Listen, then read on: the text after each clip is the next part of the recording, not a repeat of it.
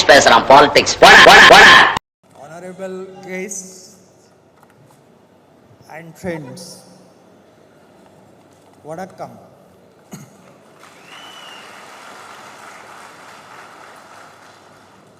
Unfortunately, I am odd man out here.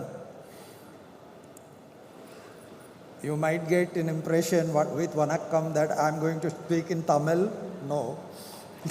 Unfortunately, I do not know Tamil. So,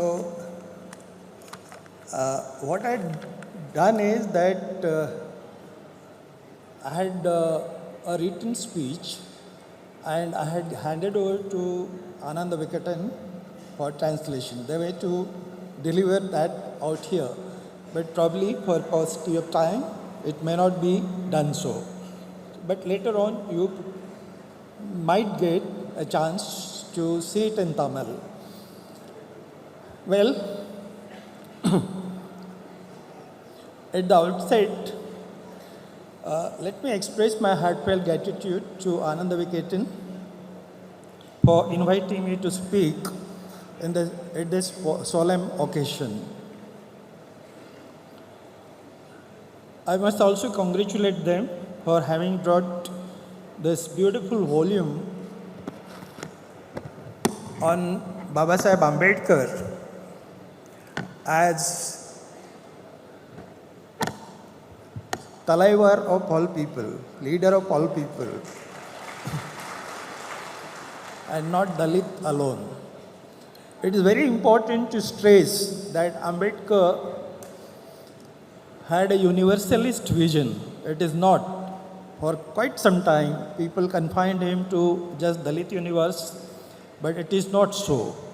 He had a universalist vision, and actually all that he did was towards emancipation of mankind. I hope this volume will be welcomed by those who have curiosity about knowing what Ambedkar's thoughts are and what he did. It's a kaleidoscopic kind of thing, including interviews, articles, etc. Today marks the death anniversary of Babasaheb Ambedkar. It's called Mahaparinirvan in Maharashtra, and we solemnly observe it. Generally, as a family people, we go to Chaitya Bhumi, all people for that matter, but we go at midnight to pay our homage to him. And you might know many people from Tamil Nadu also congregate there. About 2 million people congregate. There might be 20 lakhs people at Chaitya Bhumi today in Bombay. That apart, no matter where we are, this day calls for reflection on his towering legacy and challenges we face in realizing his vision. Ambedkar's vision may arguably be condensed into a single word, and that single word is democracy. And we know democracy is suffering assaults from all directions today. The international watchdog institutions that monitor state of democracy in countries world over have been downgrading us on the scale of democracy during last 10 years. In 2021, Freedom House had dropped India's rating from free to partly free. The only remaining category is not free.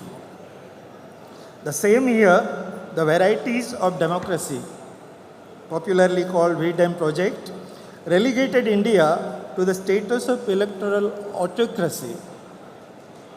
On a scale of close autocracy, electoral autocracy, electoral democracy or liberal democracy. And the economist intelligence until the unit moved India into the flawed democracy.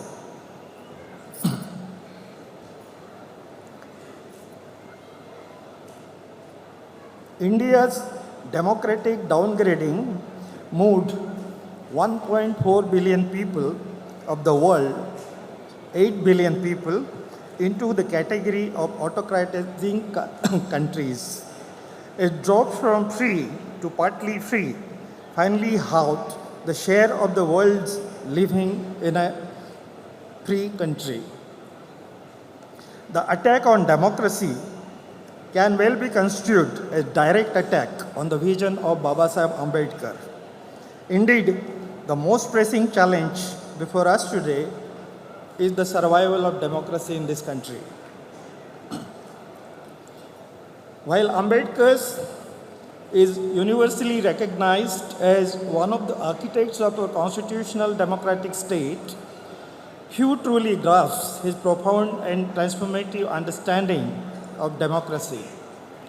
Because the manner in which his constitution manifested in practice may be better described as plutocracy, a government controlled by wealthy, or even kleptocracy, where the ruling oligarchy exploits the nation's resources for personal gains. The uncritical acceptance that the Constitution is given by Babasaheb Ambedkar and what is going on is according to this Constitution creates an impression in most people's mind that what we have is the democracy of his conception. Nothing may be farther from the truth. Ambedkar's vision of democracy was radically different. We all know, as tutored from school days, Abraham Lincoln's definition of democracy as government of the people, by the people, and for the people. World over, this is the default definition of democracy, and even Ambedkar used it many times. But he was not fully satisfied with it. His discomfort with the definition was on account of quote-unquote people. Who were these people? He found it problematic assuming the people as homogeneous entity. Could a society as fragmented as ours, divided by caste, religion, tribe, and ethnicity, claim to be speaking in the name of people? Therefore, he saw democracy not merely as a form of government, but as a mode of associated living, a conjoined communicated experience. These Duiven terms reinforce the idea suggesting that democracy involves a collective sharing of ideas, perspectives, and life experiences among diverse members of society.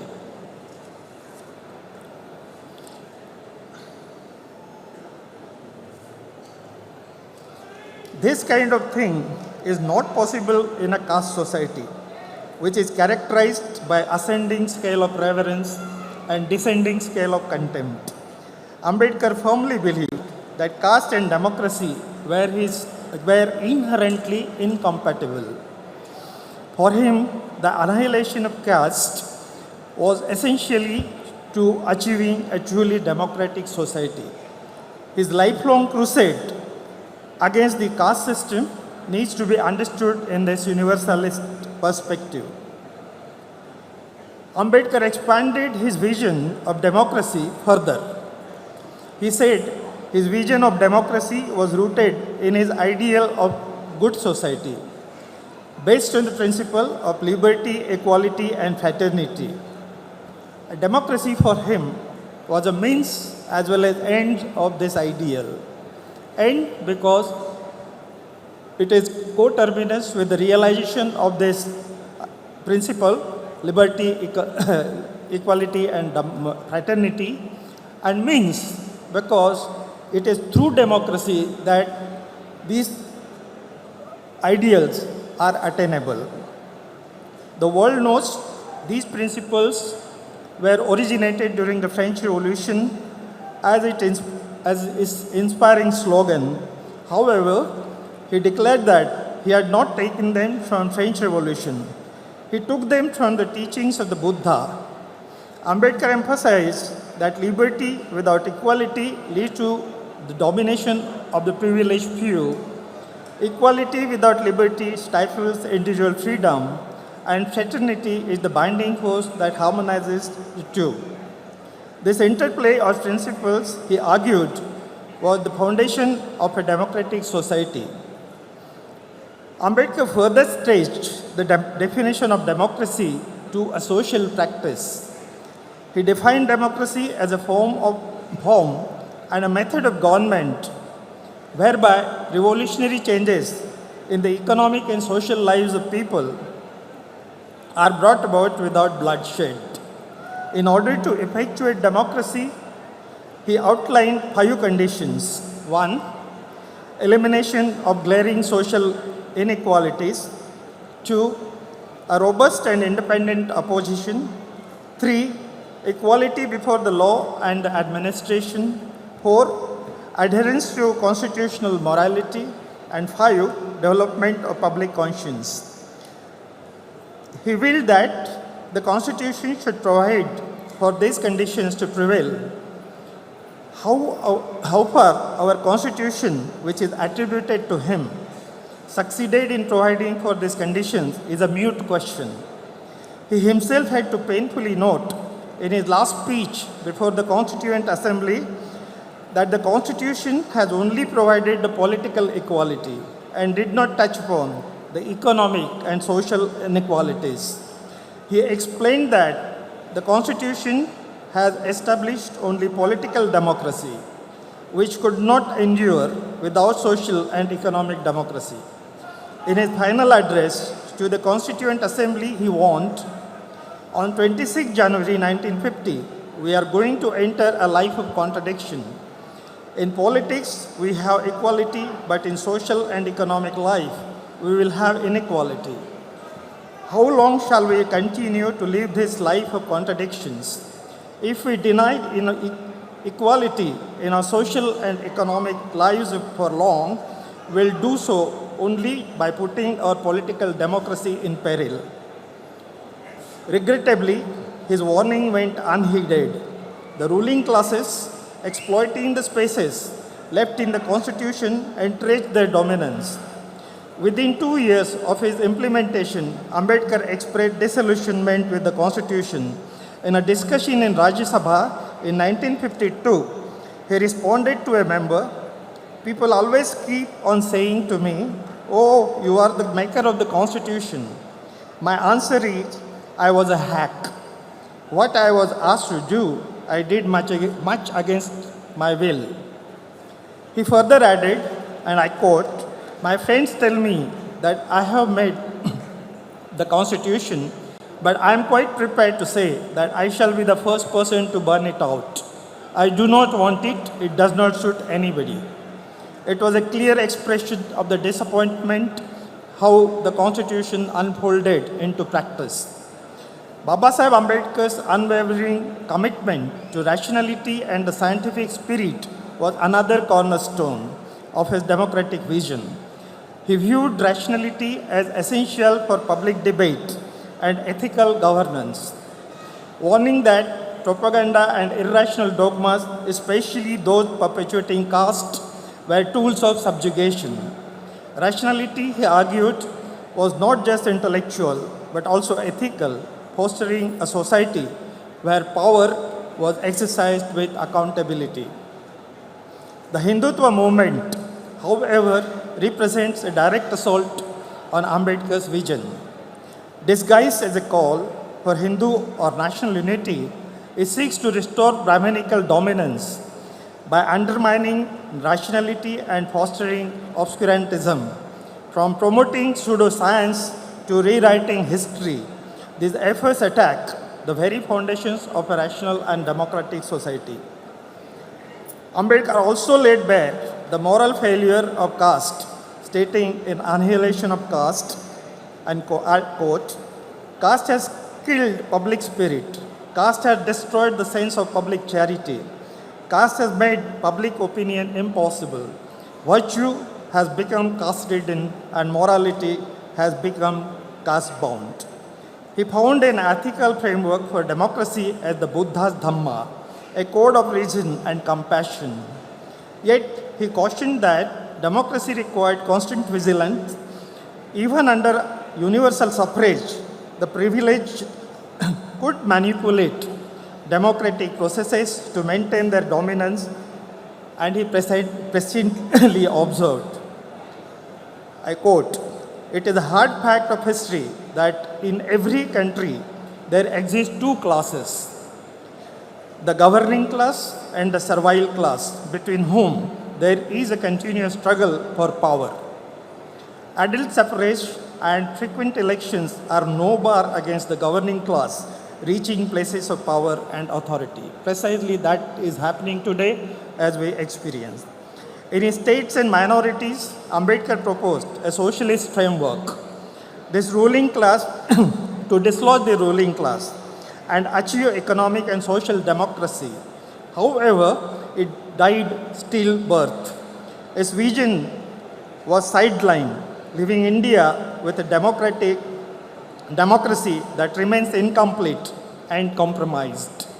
Even in his maiden speech in the Constituent Assembly on 17 December 1946, he observed on Nehru's proposal of objective resolution.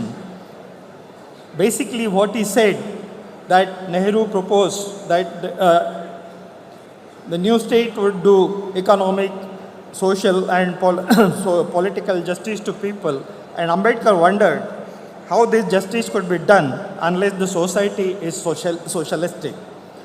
Today we face growing inequalities in every sphere, while the caste inequalities, even in its crudest form of untouchability, which was outlawed in the Constitution, still survive. The economic inequalities have surpassed all that ever existed in history. Today, in terms of wealth inequality, the top 1% of India's population holds over 40% of total wealth, while the bottom 50% collectively own only 3%. India ranks among the most unequal countries globally, with wealth inequality rising in recent decades. In terms of income inequality, according to the World Inequality Database 2022, the top 10% earn 57% of national income, while the bottom 50% share less than 13%. Besides, there is inequality in terms of regional disparities, rural versus urban divide, gender inequalities, and so on and so forth. Suffice it to say that inequality in India today exceeds even that during the colonial times. Other erosions of democracy in terms of trampling of the Constitution, subjugating the institutional structure, using laws to curb people's liberties, silencing opponents with threats of arrest, incarcerating human rights defenders as terrorists and anti-nationals, and polarizing polity, unleashing worst forms of oppression on minorities, particularly Muslims. The regime's chosen other cannot be captured in any form indexing that downgraded us on a democratic scale. Indeed, we have traversed light years away from Baba Saheb's vision. While shouting all kinds of encomiums to him, there is no bigger insult to his legacy than the behavior of rulers today. I know we cannot do much than reminding ourselves of the gap between Ambedkar's vision and our reality. I believe the realistic understanding of this fact itself may inspire us to work toward a democracy that truly embodies liberty, equality, and fraternity. A democracy that dismantles caste and builds a just and equitable society. Thank you for patience hearing. Thank you. Thank you, sir.